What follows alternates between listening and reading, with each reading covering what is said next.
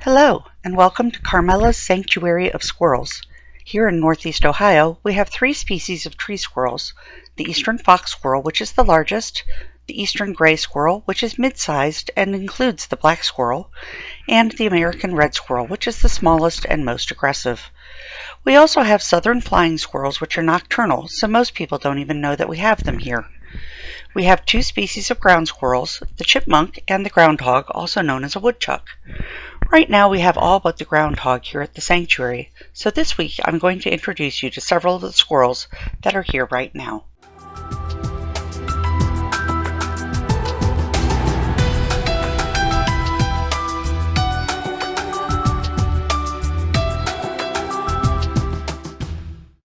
A few days ago we received a black squirrel. She had a near-miss accident with a car and suffered neurological damage.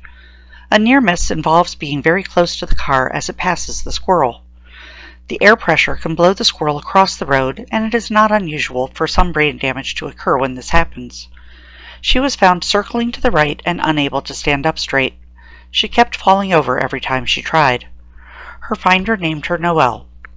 To say that she was unhappy about being in captivity is an understatement. She fought me every step of the way through her intake process.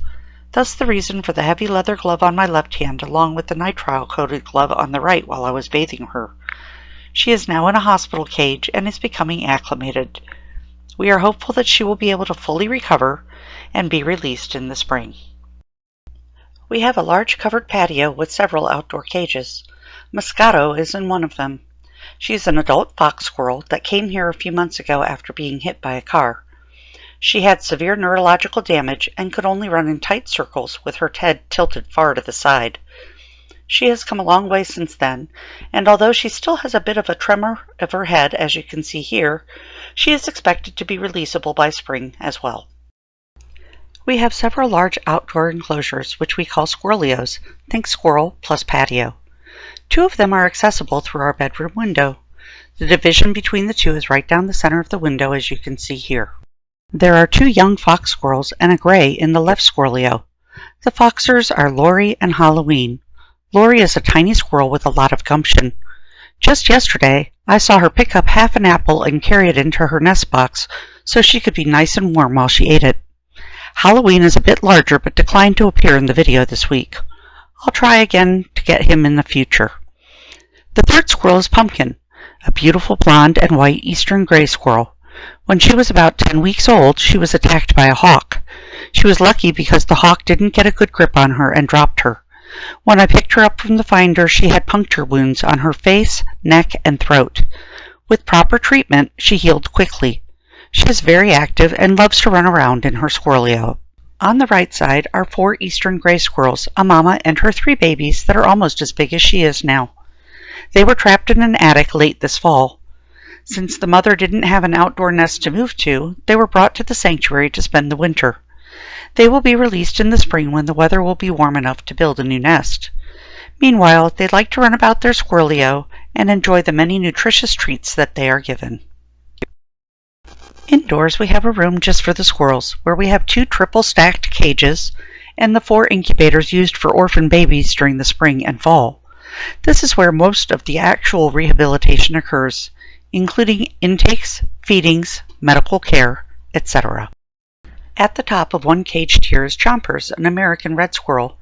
He was found in November 2021 as an orphaned baby. The woman who found him hand-raised him and kept him through the winter. Sadly, she and her boyfriend broke up, and she moved out, leaving Chompers behind. The boyfriend didn't know how to care for him, so he called the sanctuary. Upon his arrival, I found that he had a major malocclusion in the form of an underbite. This prevents him from being able to keep his teeth filed down. Squirrels' teeth grow at a rate of about 6 inches a year. When he came, he was unable to eat because his upper incisors were curling into his mouth, almost impaling the roof of it, and his lower ones were piercing his upper lip. Ed helps me trim his teeth every 2 weeks or so. Because of this, Chompers is not releasable, so he is a permanent resident here and is a part of our education program. He's very sweet and also quite precocious. I love watching his antics both in his cage and during out-of-cage time in the squirrel room. Just below Chompers are two adolescent fox squirrels that arrived as orphans this fall. They came from two different finders and get along very well. Peapod is a male, and he's very protective of his shy little friend Queen Elizabeth, Queenie for short. The two of them are enjoying the fresh pear buds and ornamental pears from the branches Ed cut for the squirrels this past week. They are both quite active and enjoy kibitzing with Chompers above and Larry below. Larry is a melanistic eastern gray squirrel, meaning he's what is commonly called a black squirrel. He came in as an orphan and was actually in the care of one of the sanctuary's foster homes when it was discovered that he and his companions, two eastern fox squirrel babies, had squirrel pox, a deadly virus that is very difficult to treat. They were brought to me for treatment. Sadly, the little fox squirrels didn't make it. Larry, however, is doing great. He is completely recovered and will be released in the spring.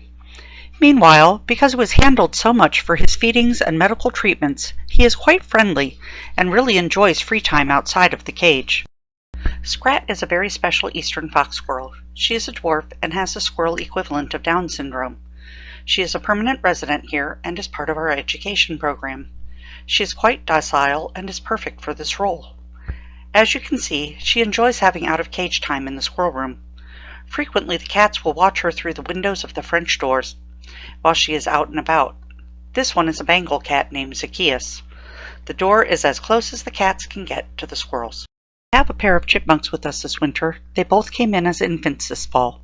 One of them was rejected by her mother because she has a deformed right hand.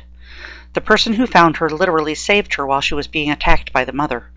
Her name is Alvy, and to look at her now it's hard to see the hand deformity. She has become very adept at using it. Her buddy Thea was orphaned and has been with Alvy since she arrived. They will both be able to be released in the spring. Meanwhile, they are enjoying the many treats they receive daily, such as grapes, blueberries, apples, fresh greens, nuts, etc. Squirrels in the attic are a common problem here in Northeast Ohio. We had 4 southern flying squirrels brought here just a few weeks ago. They were trapped in an attic, and like the eastern gray squirrels shown earlier, they had no outdoor nest, so they will remain with us for the winter. Did you know that flying squirrels fluoresce under black light? This phenomenon was discovered by a biologist just a few years ago. He happened to be checking something else in his backyard and heard something by his bird feeder. Without thinking, he turned to see what was there. He was holding a black light, and the flying squirrel on his feeder fluoresced. A study ensued wherein he tested over 100 flying squirrel specimens from the Smithsonian's archives, and they all fluoresced. It is theorized that it may be an adaptation for communication in these nocturnal squirrels. This is Copper, an American red squirrel that was brought to the sanctuary a year ago. When he arrived, he was almost completely naked due to mange mites. Over the winter, I treated him and his fur grew back in, so I was able to release him in the late spring. He promptly moved into the area between the ceiling and the roof of the side Squirrelio. Thank you so much for watching. Please don't forget to like, share, comment, and subscribe. See you soon!